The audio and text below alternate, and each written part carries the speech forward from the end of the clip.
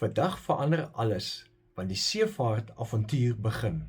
Tot nou toe was ons op 'n bus in 'n hotel, op stap deur argeologiese wonderwerke, maar vandag stap ons aan boord van die MSC Divina en die skip word die woning en die see word ons tuiste.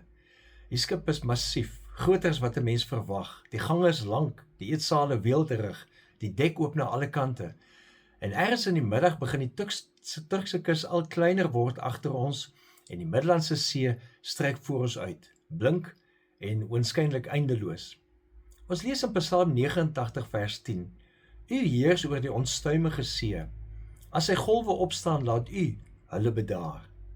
Psalm 89 is 'n lied oor God se grootheid, geskryf deur iemand wat die see geken het, nie as 'n vakansieplek nie, maar as 'n mag, onbeheersbaar, onstuimig en tog, die Here kan dit stil maak. As iets wat jou klein maak as jy op die dek staan en net water sien. As jy so in die middel van die oseaan is, geen strand nie, geen grens nie, net horison op horison. En die besef tref jou soos 'n seebries.